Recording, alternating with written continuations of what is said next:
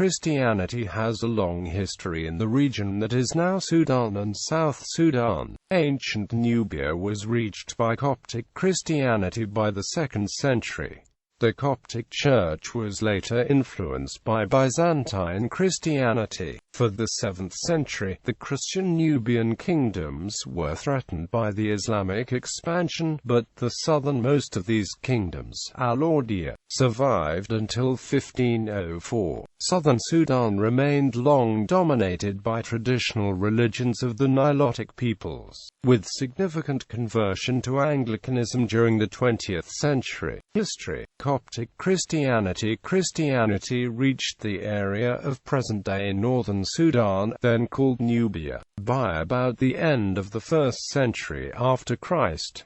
It greatly developed under the influence of the Eastern Roman Empire. Indeed, Byzantine architecture influenced most of the Christian churches in Lower Nubia. The Byzantine Emperor Justinian I made Nubia a stronghold of Christianity during the Middle Ages. By 580 AD, Christianity had become the official religion of the northern Sudan, centered around the Faras Cathedral.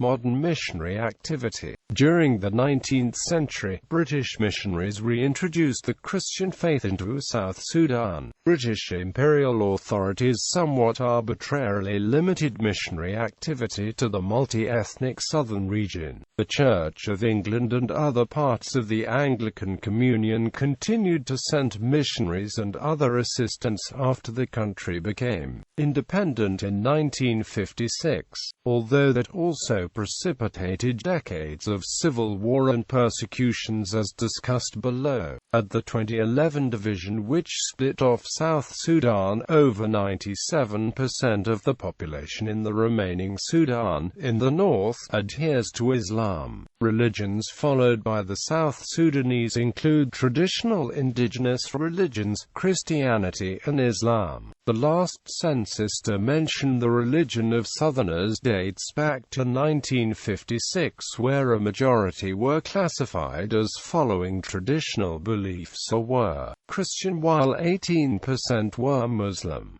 Scholarly and some U.S. Department of State sources state that a majority of southern Sudanese maintain traditional indigenous beliefs with those following Christianity, in a minority, which would make South Sudan one of the very few countries in the world where most people follow traditional indigenous religion. However, according to the U.S. State Department's International Religious Freedom Report of 2012, the majority of the population adhere to Christianity, while reliable statistics on animist and Muslim belief are not available. The majority of Christians in Sudan adhere either to the Roman Catholic Church or to the Anglican churches, but there are several other small denominations represented there, including Africa Inland Church, Apostolic Church, Coptic Orthodox Church of Alexandria, Eritrean Orthodox Tewahedo Church, Ethiopian Orthodox Tewahedo Church,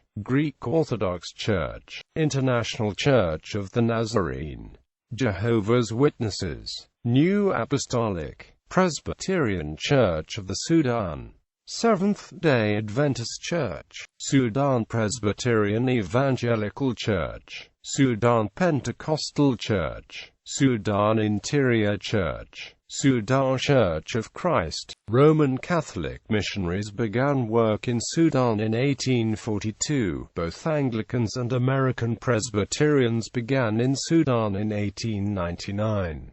The Anglicans, through the Church Missionary Society, had the base in Omdurman, while the Presbyterians began in Khartoum but developed ministry both in the north and in the south. The Sudan Interior Mission began working in the country in 1937.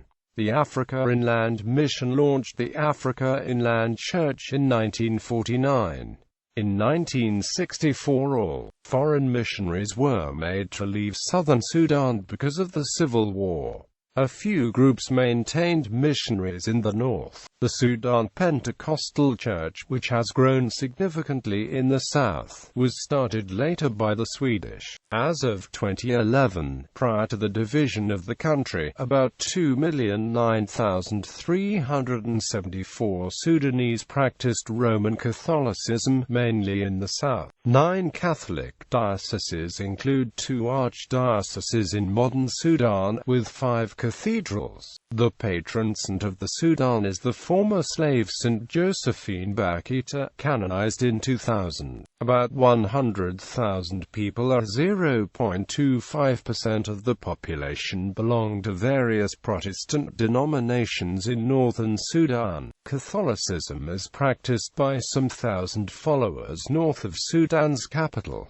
Persecution of Christians in Sudan. Sudan's Christians were persecuted under various military regimes. Sudan's civil wars temporarily ended in 1972, but resumed in 1983, as famine hit the region. 4 million people were displaced and 2 million people died in the 2-decade-long conflict before a temporary 6-year ceasefire was signed in January 2005. On the 16th of May 1983, Sudan's Anglican and Roman Catholic clergy signed a declaration that they would not abandon God as God had revealed himself to them under threat of Sharia law. Anti-Christian persecutions grew particularly after 1985, including murders of pastors and church leaders, destruction of Christian villages, as well as churches, hospitals, schools and mission bases, and bombing of Sunday church services. Lands laid waste and where all buildings were demolished included an area the size of Alaska. Despite the persecutions, Sudanese Christians increased in number from 1.6 million in 1980 to 11 million in 2010. Although 22 of the 24 Anglican dioceses operate in exile in Kenya and Uganda, and clergy are unpaid, 4 million people remain internally displaced, and another million in the Sudanese diaspora abroad. During the Second Sudanese Civil War, people were taken into slavery. Estimates of abductions range from 14,000 to 200,000.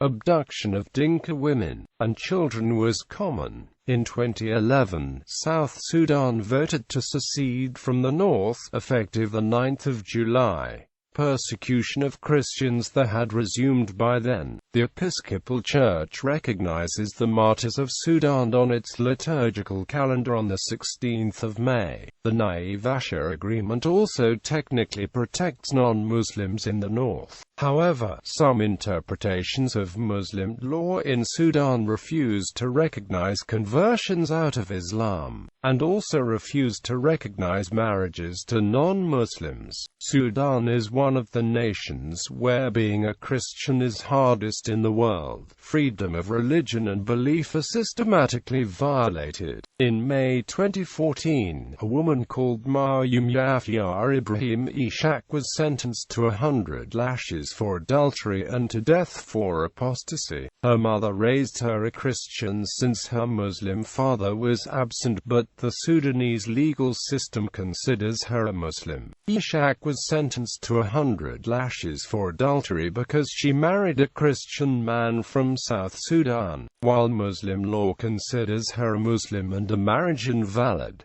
When Ishaq argued she was a Christian, she was sentenced to death for apostasy. The sentence was not carried out at once as Ishaq was pregnant.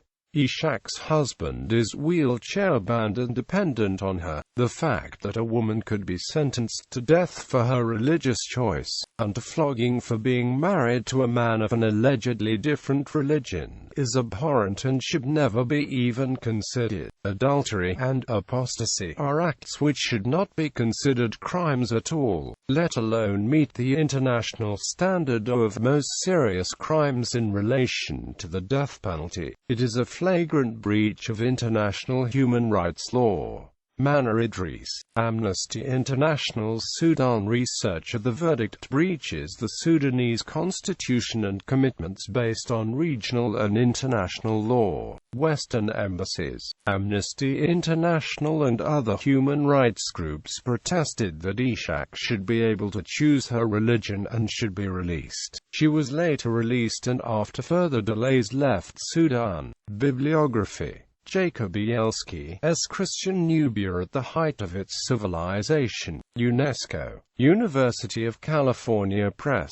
San Francisco, 1992. ISBN 978-0-520-06698-4. Maria Luisio, Bakita, Editrice La Scuola, Brescia, 1970.